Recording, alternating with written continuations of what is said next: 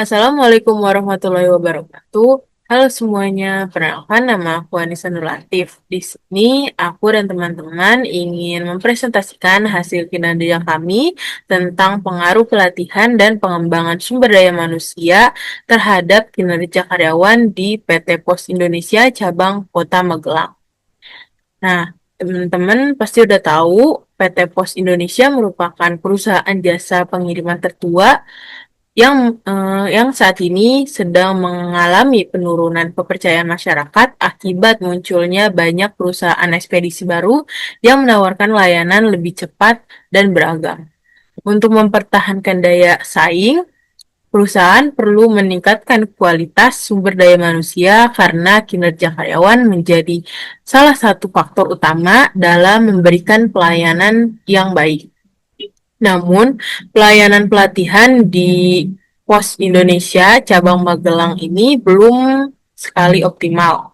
Banyak karyawan belum mendapatkan akses pelatihan secara langsung dan beberapa program belum sesuai kebutuhan pekerjaan. Di sisi lain, pengembangan sumber daya manusia berjalan lebih baik tetapi belum terukur secara maksimal. Kondisi ini menimbulkan masalah mengenai apakah pelatihan dan pengembangan yang saat ini diterapkan benar-benar efektif dalam meningkatkan kinerja karyawan. Nah, selanjutnya itu ada tujuan dan metode penelitian yang akan disampaikan oleh Meida. Baik, sebelumnya perkenalkan nama saya Meida Kedarmawati. Saya akan menjelaskan tentang tujuan dan metode penelitian. Tujuan penelitian yang pertama adalah menilai pengaruh pelatihan terhadap kinerja karyawan. Artinya, penelitian ingin mengetahui apakah pelatihan yang diberikan perusahaan benar-benar berdampak pada peningkatan karyawan atau tidak. Kedua, ada menganalisis pengaruh pengembangan sumber daya manusia terhadap kinerja. Nah, tujuannya ini ingin melihat seberapa besar pengembangan sumber daya manusia memengaruhi kinerja karyawan, baik dari segi produktivitas, tanggung jawab, maupun kedisiplinan. Selanjutnya ada menguji pengaruh keduanya secara simultan terhadap kinerja karyawan. Nah, secara simultan itu berarti secara bersama-sama. Jadi, penelitian tidak hanya melihat pengaruh masing-masing variabel, tapi juga apakah pelatihan dan pengembangan sumber daya manusia jika digabungkan memberikan pengaruh yang lebih kuat terhadap kinerja karyawan. Nah, penelitian ini menggunakan metode kuantitatif dengan sampel 38 karyawan dari berbagai bagian. Data dikumpulkan melalui kuesioner, observasi, dan wawancara. Analisis dilakukan menggunakan regresi linier berganda dengan uji T untuk melihat pengaruh masing-masing variabel, uji F untuk pengaruh secara simultan, serta uji asumsi klasik untuk memastikan model penelitian layak digunakan.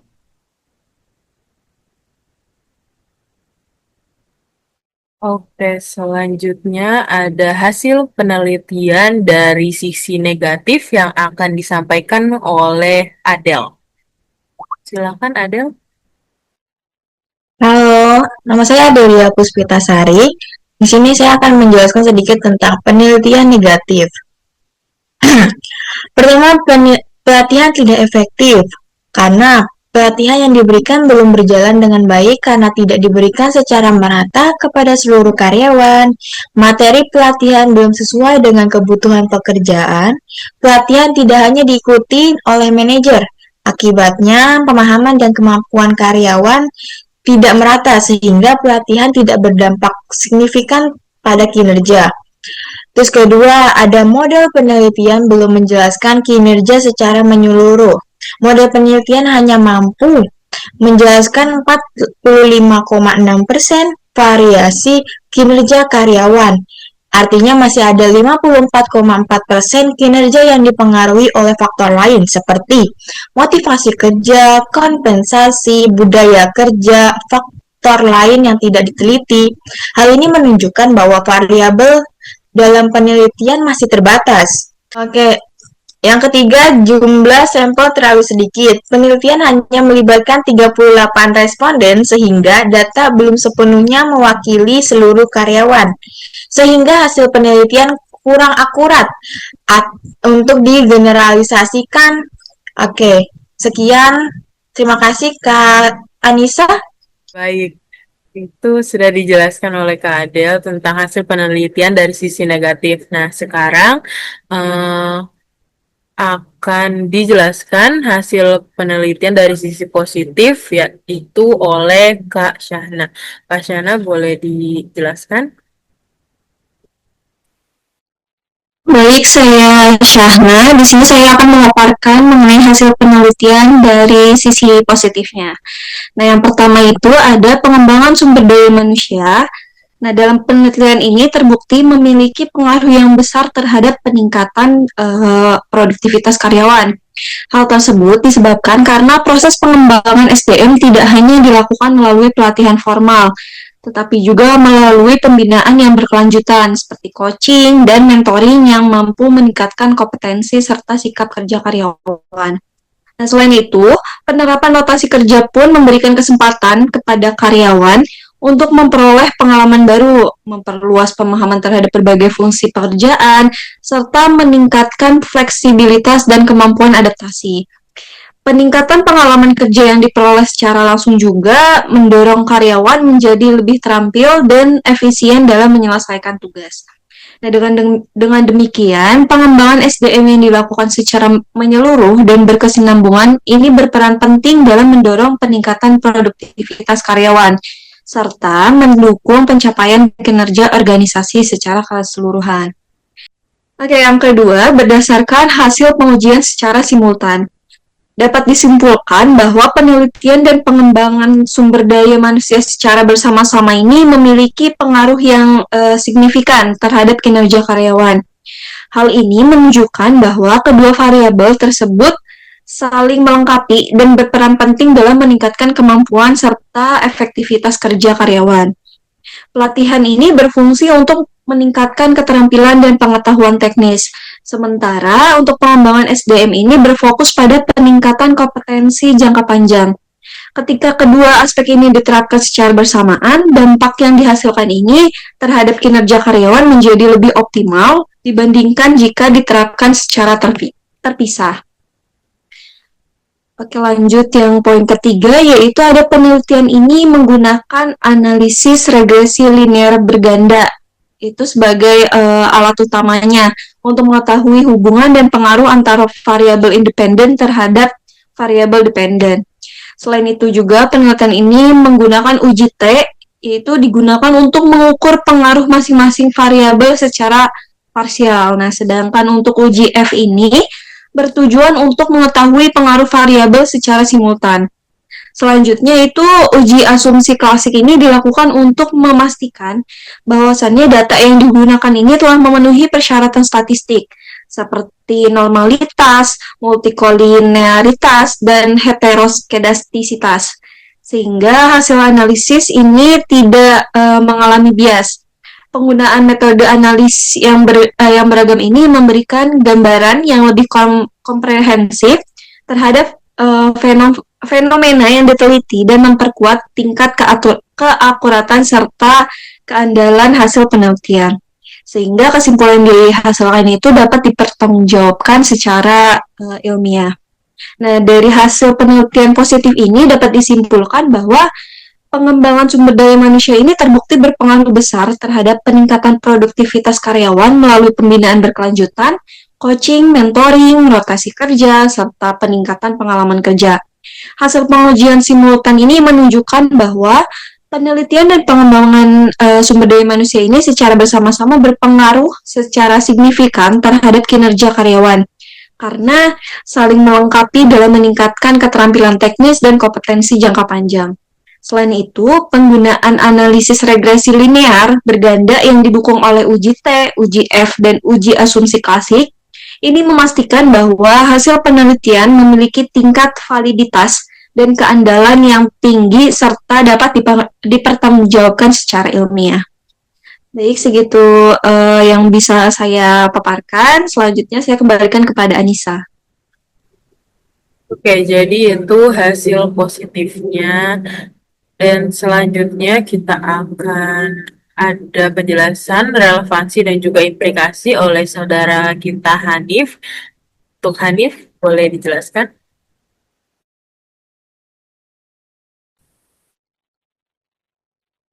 Perkenalkan, saya Andi Plestianto. Saya akan menjelaskan relevansi dan implikasi. Relevansi penelitian. Penelitian ini memiliki relevansi yang tinggi dengan kondisi PT Pos Indonesia cabang Kota Magelang yang sedang menghadapi tantangan perubahan lingkungan bisnis, khususnya dalam era digitalisasi layanan dan meningkatnya persaingan di industri logistik dan jasa pengiriman. Untuk tetap kompetitif, perusahaan dituntut memiliki sumber daya manusia yang kompeten, adaptif, dan berkinerja tinggi.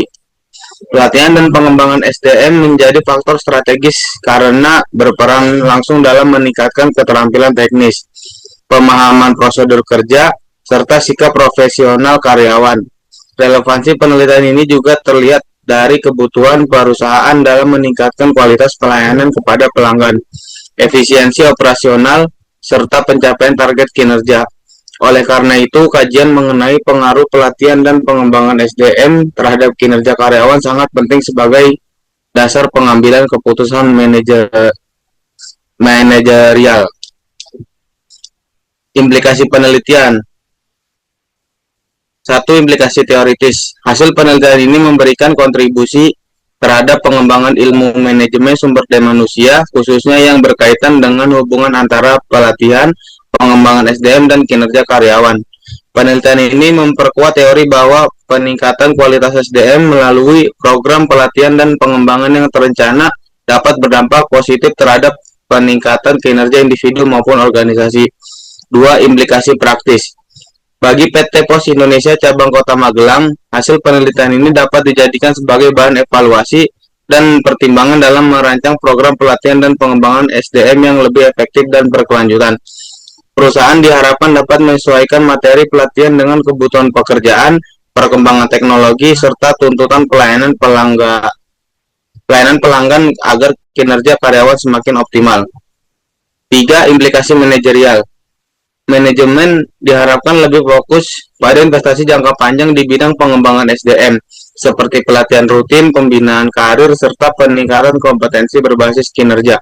Dengan demikian, karyawan akan memiliki motivasi kerja yang lebih tinggi, loyalitas terhadap perusahaan meningkat, dan tujuan organisasi dapat tercapai secara maksimal. Sekian yang dapat saya sampaikan, saya kembalikan ke Anissa.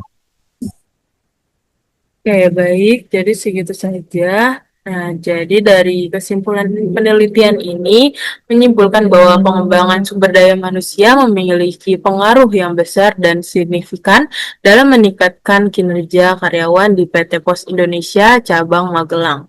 Pelatihan yang ada belum efektif sehingga belum ada perbaikan dalam perencanaan dan pelaksanaannya.